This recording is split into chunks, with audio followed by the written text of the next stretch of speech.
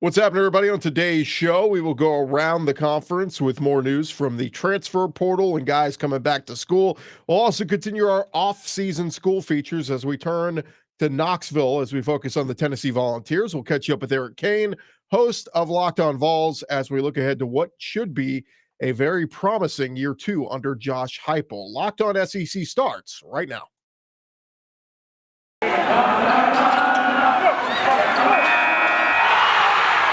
You are Locked On SEC, your daily podcast on the Southeastern Conference. Part of the Locked On Podcast Network, your team every day.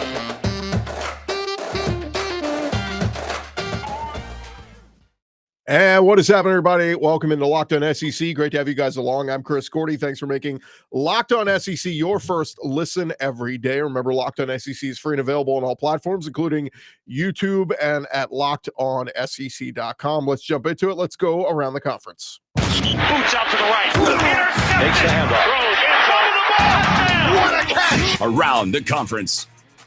And we start, speaking of Knoxville, the Tennessee Volunteers and the University of Washington. They have both announced a future home-and-home series that'll be slated for 2029 and 2030. So we're talking 7-8 years from now.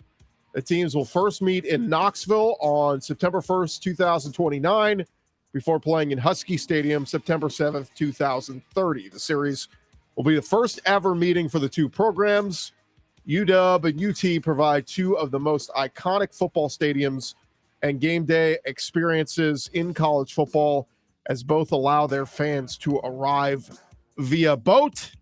So if you got your boat, don't know if you can actually take your boat from Knoxville, Tennessee, all the way out to the state of Washington. But if you have a boat in the area, you could certainly tailgate and do your thing. But that's two really good programs that will be fun to see them match up against one another to kick off their seasons. Again, 2029 sounds like a long way off, but it'll be here before you know it. We'll get Eric Cain's thoughts on that coming up in the next segment. Kentucky, they are in the market for another impact transfer wide receiver after Wan'Dale Robinson declared for the NFL draft following a monster season with the Wildcats. According to a report Wednesday, the Wildcats are interested in a transfer wide receiver from the state of Alabama. On 3 Sports reporting, Kentucky will host Javon Baker, who recently entered the transfer portal, played sparingly for Alabama this past year, recorded 7 catches for 101 yards and a touchdown. He was a 4-star receiver out of Georgia in the 2020 class.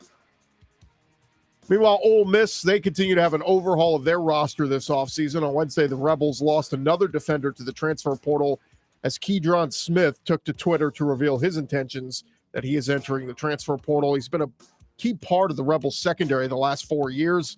In 2021, he had played in 11 games, recording 65 tackles, had 2 interceptions, 3 pass breakups, and 2 forced fumbles.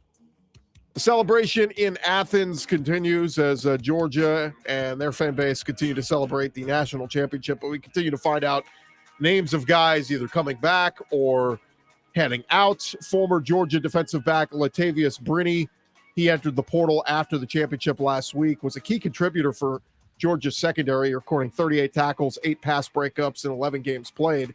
But he has his eye reportedly on an SEC West school, WholeHogSports.com, reporting that Brinney is paying a visit to the Arkansas Razorbacks. Arkansas did lose Joe Fouché and Greg Brooks to transfer to LSU. They did bring in Dwight McGlothern from LSU, but if Brinney lands at Fayetteville, it will add another veteran presence to the Hogs secondary, which will be led by returning star Jalen Catalon next season. Now, Georgia did get some good news on somebody coming back for them. Their super senior total up to 4, reportedly. 5th-year senior outside linebacker Robert Beal announced via Instagram on Tuesday that he is returning for a 6th season with the program. Beal is able to return due to the NCAA's decision in 2020 to not count that year against the eligibility of any player in any sport. The former 4-star prospect was one of several Georgia players who were a part of both teams under Kirby Smart to reach the national championship game. He came in 2017, appeared in all 15 games for Georgia last year, racked up 23 tackles, 7.5 tackles for a loss.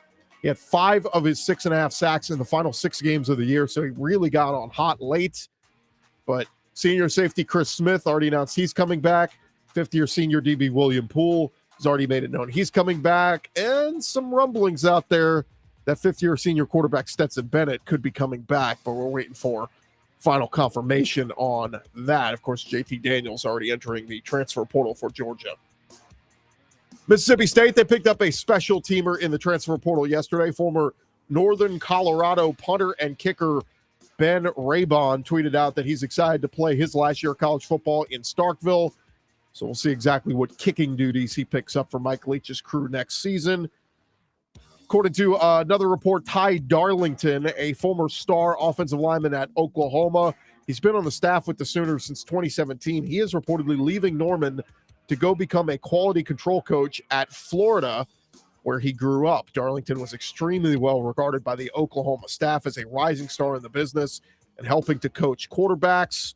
So that'd be a big get for Billy Napier, bringing Ty Darlington down to join his staff.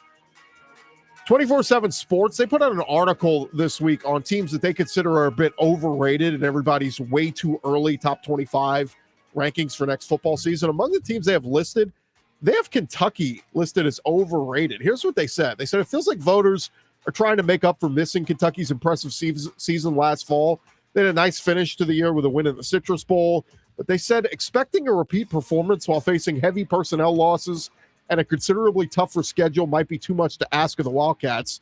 They said nobody should have Kentucky ranked in the top 20 preseason heading into next season. Kentucky's schedule next year consists of road trips at Florida, at Ole Miss, at Tennessee, at Mizzou, and then they get home games against Georgia, Mississippi State, South Carolina, and Louisville. It's not really a murderer's row, so I would disagree with 24/7 Sports saying that Kentucky will have a considerably tougher schedule. Lastly, we're just a couple of weeks away from the start of what should be a loaded college baseball season in the SEC. D1 Baseball just released their preseason top 25 rankings. They have 8 SEC teams in their rankings, with a lot of them ranked very high. Tennessee comes in at number 19, Georgia at number 16, and then the other 6 teams all come in the top 9. They have Florida preseason number 9, LSU number 8, Ole Miss number 5, the reigning national champs Mississippi State number 4, then Vanderbilt number 3, Arkansas number 2, and future SEC member Texas coming in as D1's preseason number 1 team in baseball. Opening night for much of college baseball is just under a month away on February 18th. On the other side, many softball teams, they get their season started a week prior on February 11th. D1 Baseball has 8 teams from the SEC in their preseason rankings, including Alabama number 2, Florida number 5, Arkansas number 8, and Mizzou number 10. And that is your news around the conference. When we return, we're going to talk all things Tennessee Vols with our buddy Eric Cain, host of Locked On Vols. Thanks again for making Locked On SEC your first listen every day. Look, guys, this is it, the putt to win the tournament. If you sink it, the championship is yours, but on your backswing, your hat falls over your eyes. Is this how you're running your business?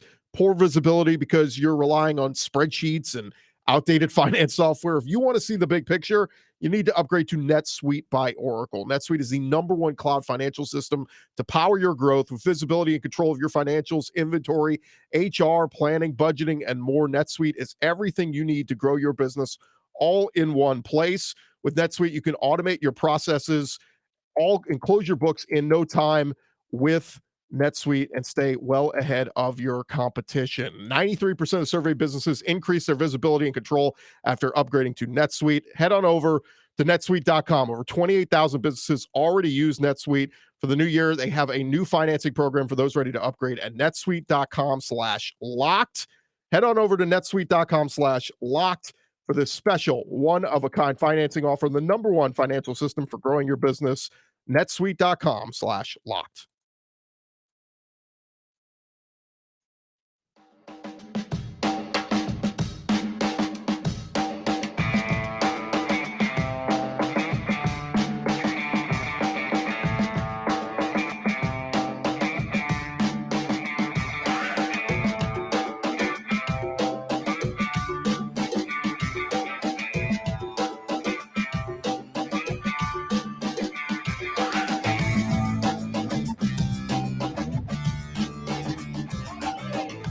We're along here, Locked On SEC, and we're continuing our off-season kind of tour around the SEC, catching up with some of our fellow Locked On hosts, starting to preview the off-season of what should be very busy off-season across the SEC with the transfer portal and everything else going on. And now we turn our focus to Knoxville, Tennessee, and we catch up with our buddy, the one and only Eric Cain, host of Locked On Vols, and he jumps in with us now. You can follow him on Twitter @_Cainer. Eric, what's going on, man?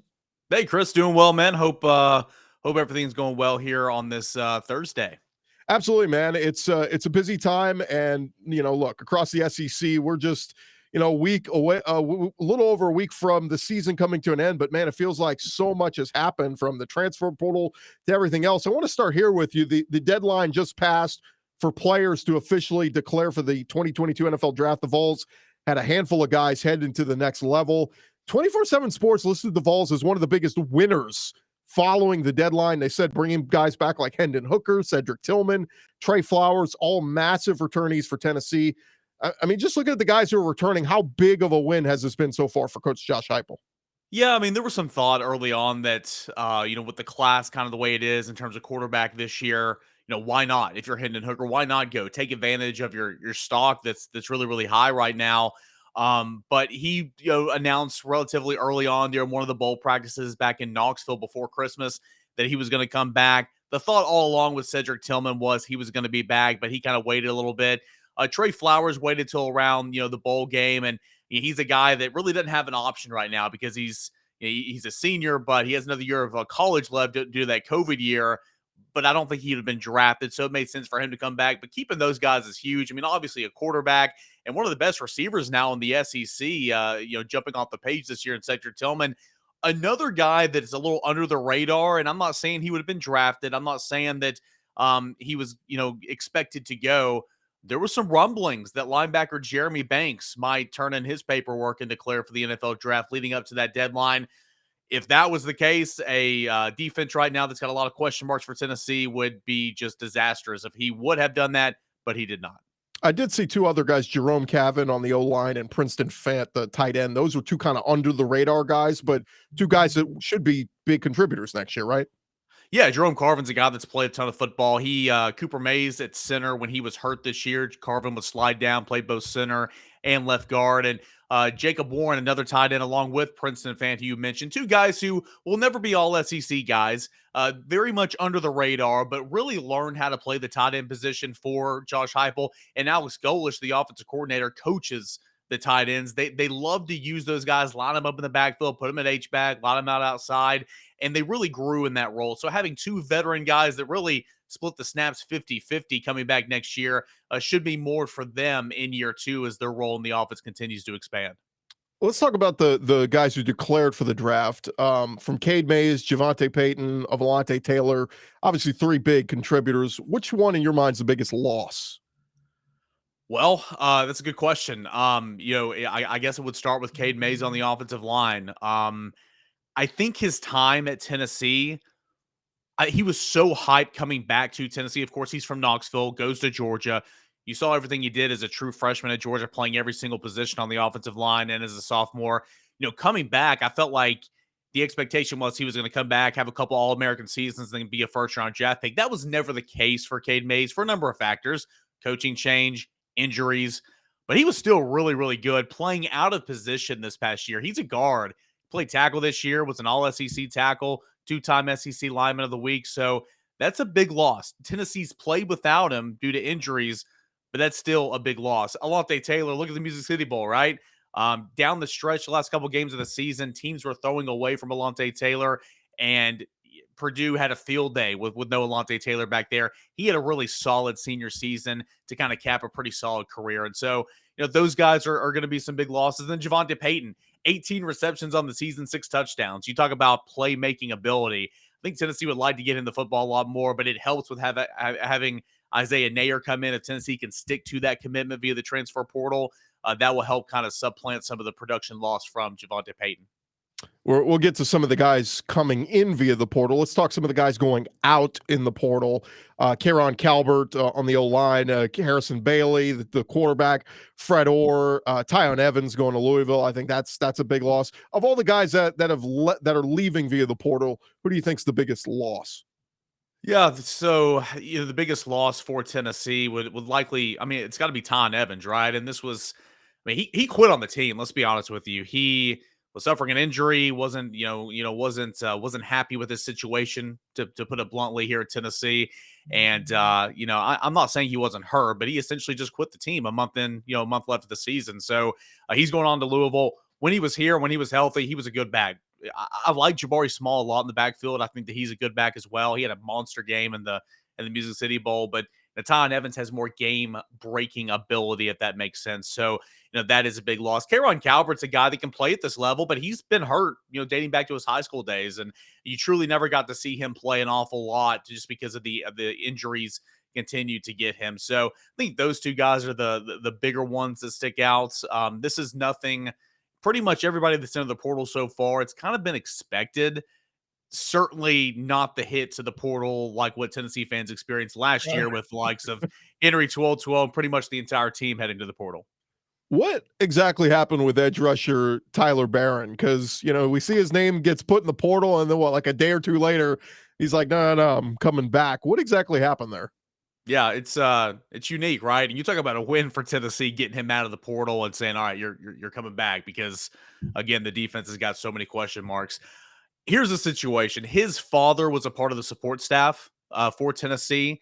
Officially, he resigned his position. He was on staff with Jeremy Pruitt's staff, and he was a holdover for Josh Heupel's staff. He officially resigned earlier in the fall is kind of the official wording of that. So I think just kind of all that situation might have been just too much for Tyler in wanting to stay here in Tennessee. But he had been rumored throughout the entire offseason, really, or throughout the entire back half of the season, that he might be a portal guy. So when he went into the portal, a little surprising because the talks had kind of quieted, but I wasn't shocked. But getting him out of the portal, Tennessee reeling him in, showing what he can be in this defense, that was a huge win for Tennessee. Because again, another guy that his snap count was a little bit down this year because he was just banged up. When healthy, he's a guy that can get after the passer for sure. Now let's switch gears to talk about the guys coming in via the portal. Of course, we know this is in flux. It could be a dozen more guys. We don't know. But the names that we do know, UCF tight end Charlie Browder, who obviously had a connection with Josh Heupel from UCF. Wyoming wide receiver Isaiah Nayer. I watched film on this guy. Like, that guy jumps off the film when you watch. Big time. You talk about Javonte Payton being the big time playmaker. This is a guy who can come in and fill that void. And then Gerald Mincey, the big offensive tackle from Florida. Of some of the guys that are coming in, who excites you the most? Oh, it's Isaiah Nayer without a doubt. But here's the thing: Tennessee's got to hold on to him. I feel like every other university in the country has already started classes, and those add drop dates are coming up. Tennessee starts classes the 24th, so a little later than everybody else. If you're a transfer, as Chris, you just have to show up to class, right? You just have to come in, show up, go to class. And so Isaiah Nayer committed to the University of Tennessee, but since then he's been on campus at Ole Miss. There were some rumors going around that he was in Texas the other day. When he left Rocky Top last weekend, he spoke down and talked with us at VolQuest Rivals and said, hey, got to go home, got to make my final decisions, got to go over some final conversations. Follow-up was, hey, should Tennessee fans be worried? He said no. So we'll see. But if he does make it to Tennessee, and you never know, playmaking ability is off the charts. Explosive, long. He led the nation in yards per reception back in 2020. He just didn't qualify because he didn't have that many receptions. So a dynamic playmaker, again, the perfect guy to come and take the place of Javonte Payton. Gerald Mincey is going to be in competition for that right tackle spot. Didn't really get a whole lot of run at Florida. Played on some special teams units and all that. Good-looking guy. Tennessee likes what they have in him, but he'll be competing with Dane Davis and J.J. Crawford to take the place of Cade Mays. And then finally, Crawford, the tight end, preferred walk-on coming to Tennessee, played a little defensive end back in high school. Maybe that's an option, but obviously the UCF connection with Josh Heupel is a good landing spot for him here at Tennessee. All right, stay right there. More with Eric Cain in just a second. Always good to tell you guys about our friends over at BetOnline. They're wishing you a happy new betting year. You got tons of action going on, especially this weekend, the NFL playoffs, tons of games to get in on. And of course, they've got you covered all throughout college basketball season, even up until the NCAA tournament. All the SEC schools, we got some games happening tonight. If you like Kentucky, if you like Alabama, whatever it is, you could jump in at BetOnline. They remain your number one spot for all the best sports wagering action. It's a new year. They got a new updated desktop and mobile website. Sign up today. Get a 50% welcome bonus on your first deposit. Just use our promo code Locked On to get started. From football to basketball, hockey, boxing, whatever it is you want. Don't wait to take advantage of all the amazing offers available for this new year. BetOnline, the fastest and easiest way to wager on all your favorite sports. BetOnline, it is where the game starts.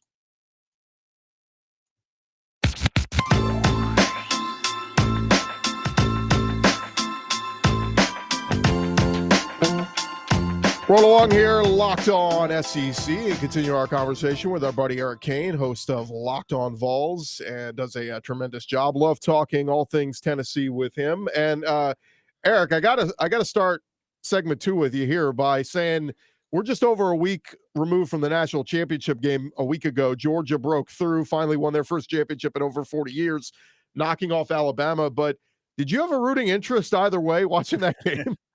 No, it's weird. We were on that Twitter space that you put together beforehand, and that was fun. By the way, we should do that a whole lot more often. Gosh, if you're a Tennessee fan, just sitting here like, man, can lightning strike? Can the power go out? I mean, like what's going on here? You don't want to root for Alabama, Yeah. you don't want to root for Georgia. So it was very it was very different. You had some Tennessee fans that were rooting for Georgia simply because you got tired of Alabama winning. You had some Tennessee fans rooting for Alabama because, again, you just can't stand Georgia. I had no rooting interest. I'm a fan of football. I'm a fan of defense, so I enjoy watching Georgia's defense go to work. I have all year long, but I literally just couldn't care less who won.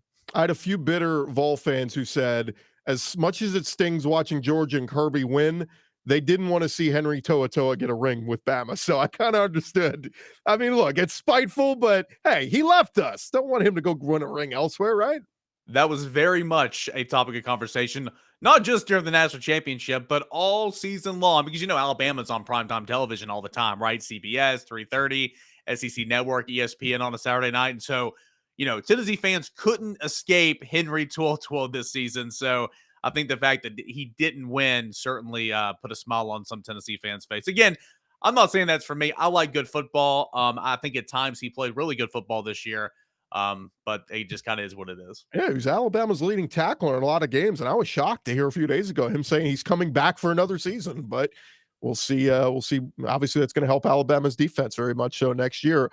Let's talk about this past week. Heupel and Beamer were named co-winners of the Steve Spurrier First Year Coach of the Year award. It's a tremendous honor, but let's be real. If the vote was really a tie, shouldn't we defer to the head-to-head matchup? Where Josh Heupel should have won the award. Nothing against. I know Shane Beamer's ahead of schedule in South Carolina and all that. I just felt like it was a little, kissing your sister type thing where you say it's a tie between the two. Yeah, maybe it's a slap to Tennessee because we know Spurrier doesn't like Tennessee whatsoever. It's like you can't not give that award to Josh Heupel, but maybe you go ahead and tag on Shane Beamer along with it because Shane Beamer is deserving. Don't get me wrong. I don't know. There's some conspiracy theories out there with Tennessee. There's also some, Tennessee fans are losing their mind because you're having to share this award. But at the same sense, it's like, raise your hand if you knew what this award was a week ago, right? Okay, stop getting upset about it. But nah, it's two coaches that are very deserving. But you're right. I think that if we're going to nitpick here, I mean, Tennessee was winning 38-6 at one point in time in that football game. So it just kind of is what it is. Yeah, I think the bigger story here is, both those schools, who takes the bigger leap forward first? And I think both schools' expectations raised this year. But man, you look at what Beamer's doing. If Spencer Rattler's the real deal, they should be much more competitive. Let's turn the page a little bit, Eric, as we go into the spring. In your opinion, what are maybe the 2 or 3 biggest storylines in your opinion heading into spring ball for the Vols? Oh, heading the defense. Who's going to step up, right? And so, you go on from that. Who's going to play cornerback? Because Lante Taylor's gone. Warren Burrell, who's been a starter at cornerback pretty much the entire time he's been at Tennessee, full-time starter for the first time this past season. If you watch the Music City Bowl, you saw him have a bad day. And that's not just that game. The last couple games of the season, Georgia attacked him. South Alabama was attacking him. Who is going to step up and play cornerback is the big storyline. Who's going to play right tackle? I mentioned this earlier. 3 guys. Gerald Mincey, the transfer from Florida. Dane Davis, who's been kind of the backup to step in so far. And then J.J. Crawford, who was playing junior college football this time last season, got to Tennessee late. And I think he's going to be in the running as well. So those 2 storylines. And then, finally for me, I can make 3 just completely on defense, but I'll move on from that. Who's going to play slot receiver? Velus Jones, fantastic. We talked about Tillman, talked about Peyton, what Velus Jones did, over 60 receptions, what he did in the return game as well. Who's going to replace that type of production? Is it going to be Jalen Hyatt? Jalen Hyatt, we all thought was going to have an all-SEC season this past year, going off what he did as a freshman. He was kind of the 4th man out there this past fall. He'll step up. Can he get a little bit stronger, getting off that line, stop getting jammed? Can he step up and take the place of what Velus Jones and all that production for Tennessee's offense? That's a big question mark. If not him, could it be Jimmy Callaway? Could it be Walker Merrill? Someone else that might not be here yet? We'll have to see. But I would say cornerback, slot receiver, and right tackle are the 3 storylines for Tennessee football. Do you get the vibe Joe Milton is going to hang around as the backup? Right now I do. I do. Kind of. What are his options right now? Right.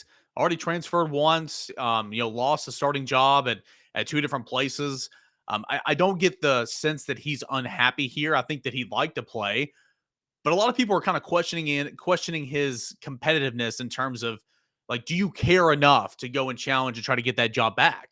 I'm not trying to take a shot at the guy, but that's been some of the questions around the program. But we get the sense right now that Joe Milton is going to be here and be Hendon Hooker's backup and learn from Josh Heupel, and he'll actually have another year of eligibility once Hooker leaves. So who knows? Maybe he could eventually be the starting quarterback at Tennessee once again. But I just don't think he has many options right now. So I would say yes. Spend all spring working on that touch pass, not bullets out of that strong arm every throw. You tap the button, you don't hold it down, you tap it. I want to take an early look at the next football season for the Vols, Eric, because I think it really does set up nice for them. You open with Ball State, then you go to Pitt, who, by the way, just lost their quarterback and Kenny Pickett to the draft. Then you get Akron, you get Florida, who's obviously rebuilding. Then first real, SEC road trip at LSU, but they're also rebuilding. In my opinion, there's no reason to think why the Vols can't be 5-0 coming back home on October 15th to host Bryce Young in Alabama. Yeah, I mean, I think it's possible for sure. I like Tennessee on the road to Pitt, like you mentioned. If you're going to beat Florida, now's the time. I mean, come on. Florida owns Tennessee in this rivalry. As much as it cringes, Tennessee fans to hear me say that, I'm never going to shy away from the truth. I mean, Florida owns them, right? And so Florida will come back. Napier's a good coach. If you're going to beat Florida, now's the time. So, I like Tennessee in that one. And then LSU on the road, though. LSU always, as you know, has so much talent. LSU's rebuilding, but there's so much talent there. And you got a good coach. So they're going to win some games this year, even in year 1 with Chip Kelly, obviously. So if not 5-0, I could see 4-1. It would shock me if Tennessee's 3-2 heading into that Alabama game. Yeah, and my last question to you was going to be, in your opinion, is this a team that should absolutely be competing for the SEC East next year? I mean, the more and more I look at it, I mean, Georgia's losing a lot. Granted, they're going to bring some pieces back, but this could be a year that Tennessee takes that next step. I don't think the expectation should be that, but it wouldn't shock me. Okay. I say that because there are so many holes on this football roster right now. Defensively, defensive line, you're losing 3 main contributors. We mentioned Alontae Taylor, the cornerback spot. You're already thin as thin can be at linebacker. How are you going to replenish that side of the football? And then after that, create some depth, right? Tennessee had no depth this year. So I think because of all the question marks on defense, got to put the pause on that just a little bit. But you're right. Georgia's losing a lot. You've got Florida, who's going to be down.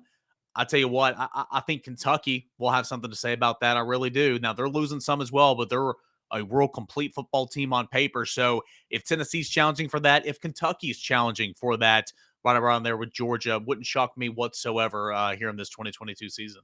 I think what we tend to do is we put so much stock in the quarterback, where it's like, oh, well, Hendon Hooker was great last year. He's coming back. So clearly that elevates Tennessee in so many people's minds. And you're right. There's so many other factors outside of just the quarterback. But, I mean, look at the teams that made the playoff. The teams that were in the playoff were largely because they had great quarterback play.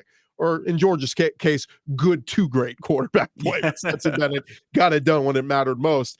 One last thing, Eric, I just had this thought, just kind of talking about with other schools around the conference.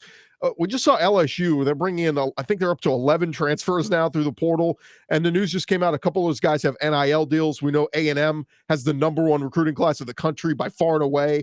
And we've heard that there's a couple of big NIL deals happening with those guys. Where's Tennessee right now in terms of NIL deals? It's growing. I think that it was behind the 8 ball a little bit initially, but it's getting better and better. There are some things developing and things kind of ramping up. Will Tennessee make a huge splash, right now? Obviously, this 2022 cycle is already over, but, bringing in guys via the transfer portal, I think NIL is playing a role with some guys coming to campus right now. But I will say this, moving forward with the class of 2023, I think it'll play a big role in recruiting, and there's some more and more people getting involved. Fans are getting involved, and it's coming here at Tennessee. Certainly, I don't think it'll ever be to the extent that it is at Texas A&M. I mean, they're printing money over there for sure. But hey, it's a part of football nowadays, and if you're not joining it, you're going to be left behind. And Tennessee's getting on board with it for sure. Yeah, I say, desperation takes you to new heights, and that's what A&M is. They are a fan base desperate for a title, absolutely desperate. Although Vol fans, man, 98's a long time ago. I wonder how much sooner they'll start to feel desperate. That's the bad thing about Georgia winning the national championship. Another bad thing is you can't say, well, it's been 40 years. No.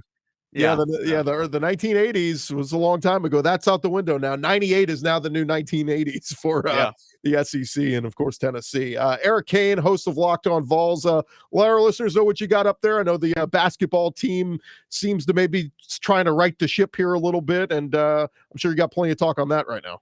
Yeah, tons of basketball talk, always talking football year-round as well. And, hey, something you and I are both passionate about, baseball right around the corner, looking for Tennessee to get back to Omaha. So plenty of stuff every single day, every single weekday, at Locked On Vols on Twitter. And the show is now on YouTube, premiered this morning.